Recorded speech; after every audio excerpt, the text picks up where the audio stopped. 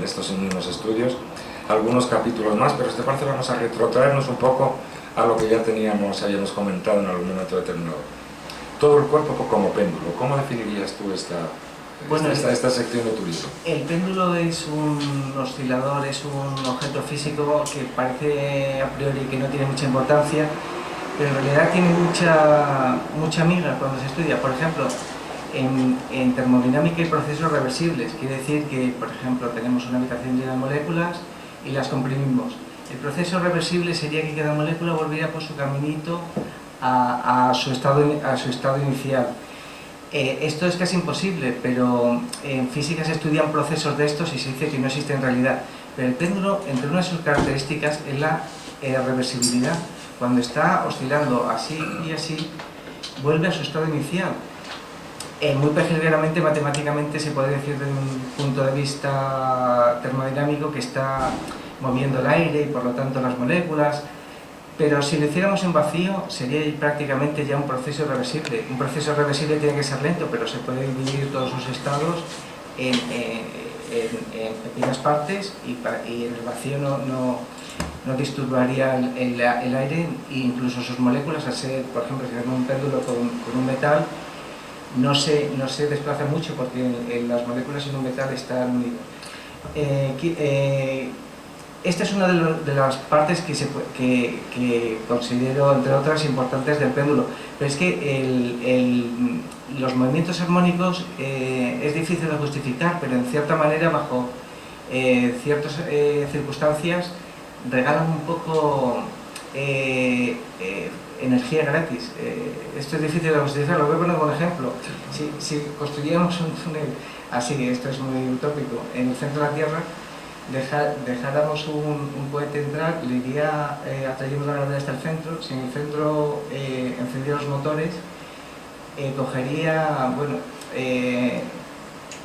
al salir una velocidad mucho mayor que, bueno, en realidad haciendo eso se consigue un ahorro de energía para enviar un cohete a la Luna. Es un ejercicio típico de física, se consigue un ahorro de energía del 50%. Y lo malo sería construir el túnel, obviamente. Sí, pero hombre, ese sería un pequeño problema. De todas formas, para utilizar el cuerpo como péndulo, yo he visto, lógicamente, en tu libro, que se necesita, digamos, una mecánica. El cuerpo tiene que estar colgado, porque si no, es imposible utilizarlo. Sí, el cuerpo tiene que estar colgado y en dirección a la Tierra para que le traiga la gravedad. De todas maneras, el péndulo es una parte del movimiento armónico, otra parte es nadar, o los brazos como si fueran muelles.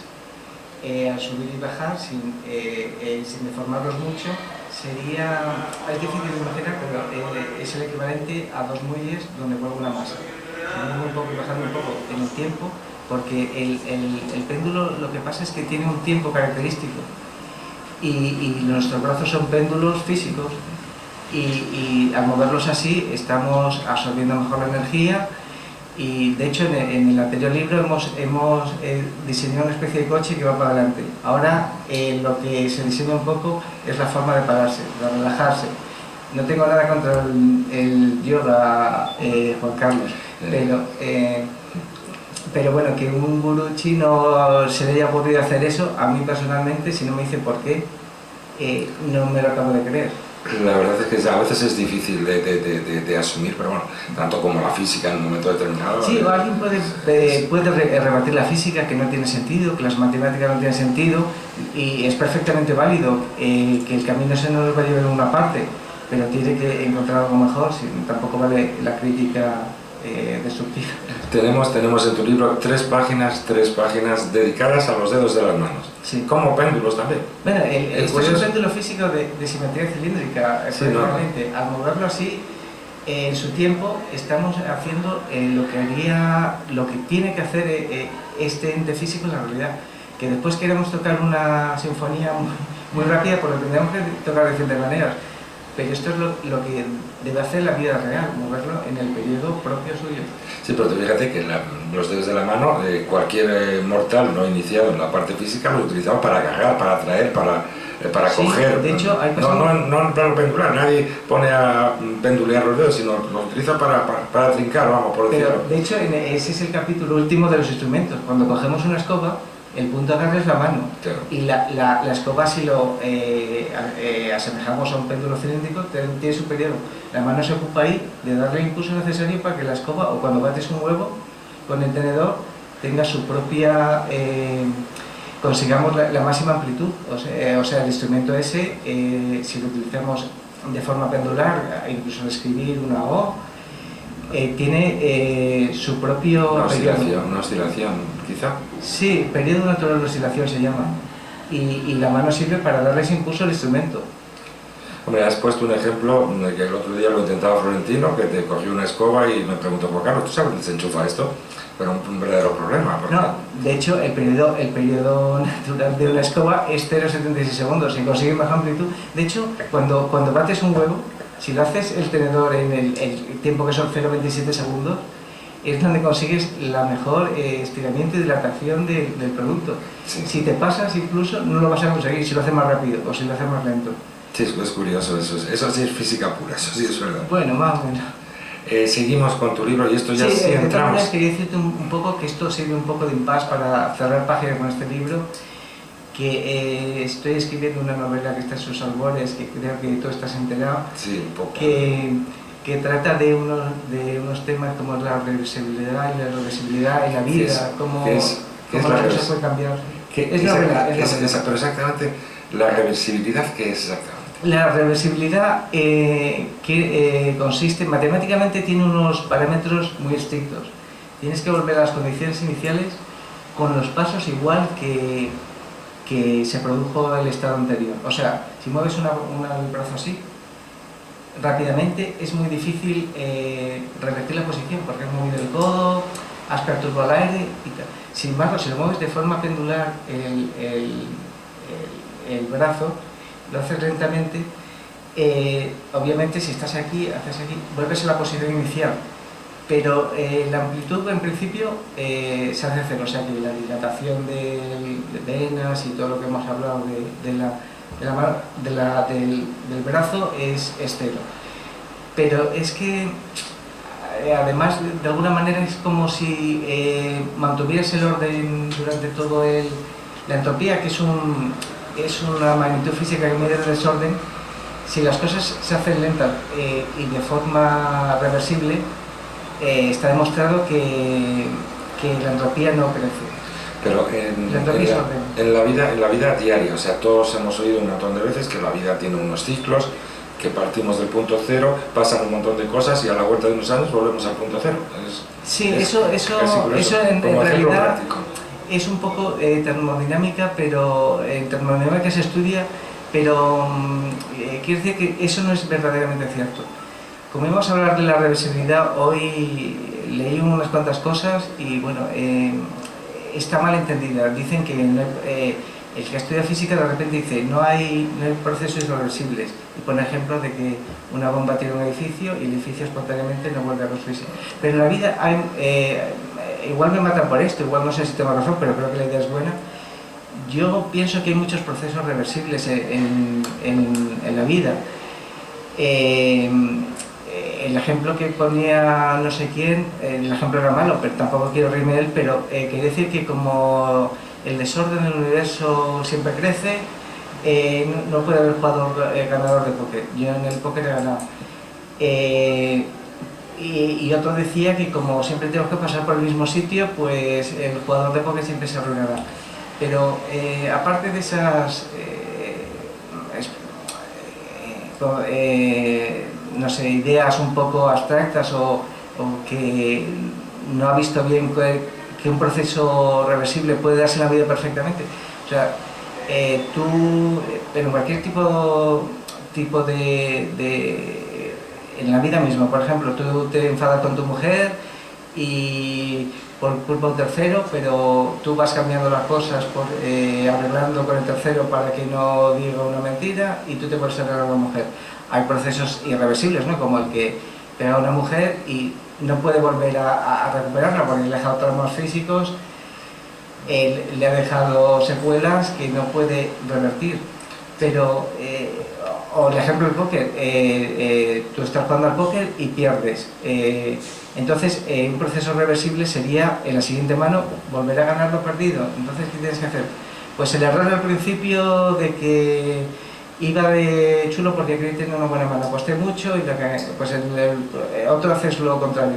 Voy de humilde, subo poco, que tenga buena mano, porque el proceso reversible es lo que prácticamente dice volver a la situación inicial.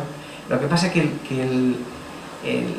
las condiciones matemáticas son muy restrictivas, pero claro, no todo puede ser al 100%, hay aproximaciones y... Bueno. De todas maneras, yo creo que eso se refiere, o yo lo veo por lo menos un poco como la teoría de la materia, que ni se destruye ni simplemente se transforma, ni se crea ni se destruye. Prácticamente es mantener un orden, claro. Es como hacer un ejercicio sin que...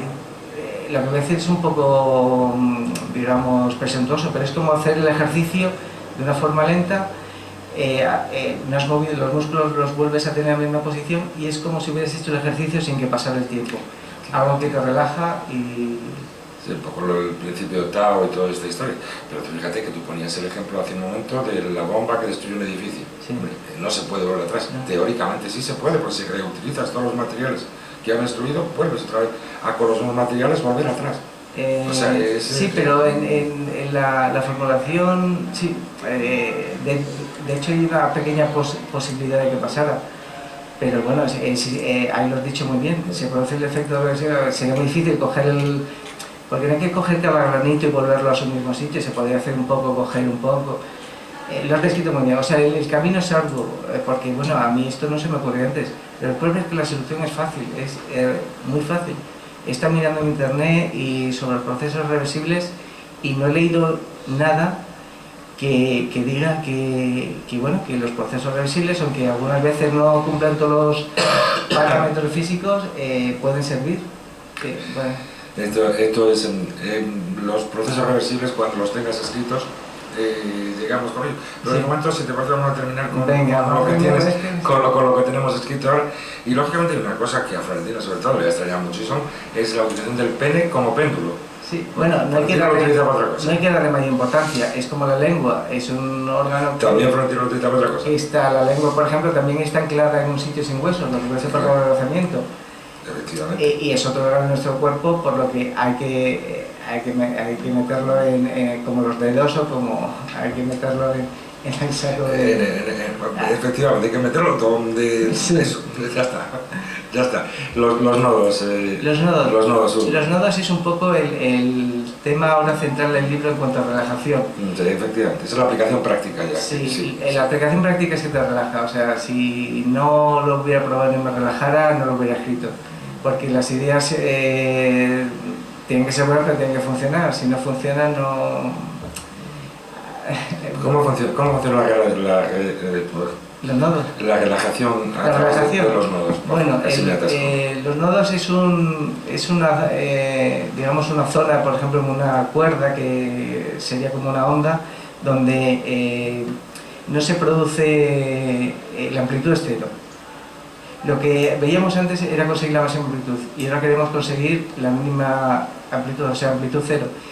Y bueno, pues si una onda va así, en el instante, en ese periodo, va justo al contrario. Pero hay unas partes, unos pequeños puntos, donde ahí no se produce ningún tipo de la amplitud es cero, no se mueven. Entre tanto barullo, están quietos ahí. Entonces, veíamos que cualquier péndulo tiene su periodo de oscilación natural, pero si lo movemos con un periodo muy diferente al suyo propio, pasa una cosa que es medible, que la amplitud se hace cero.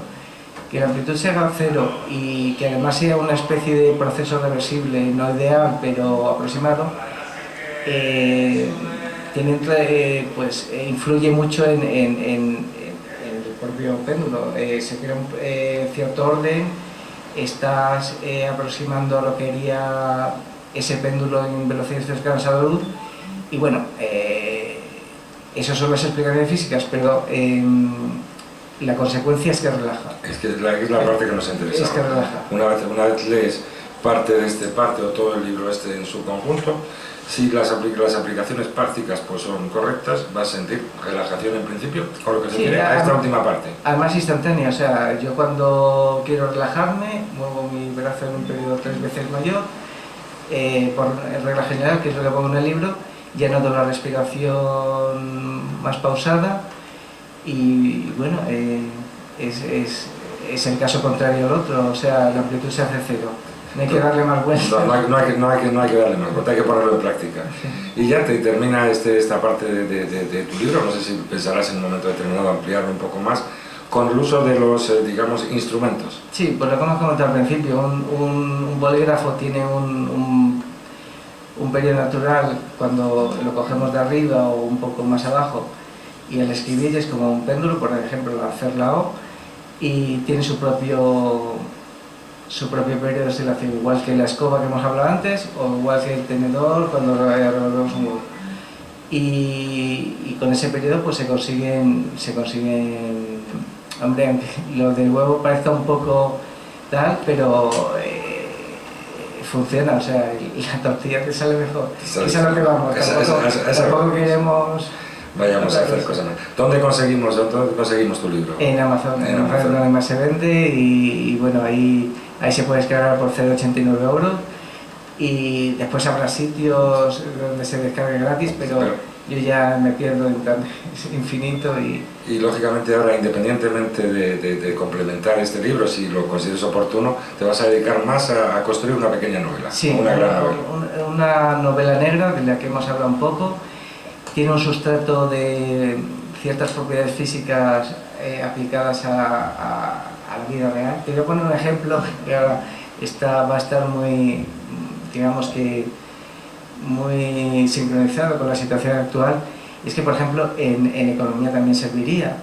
De hecho, hay pequeños estudios de esto, de la entropía es el desorden y la reversibilidad.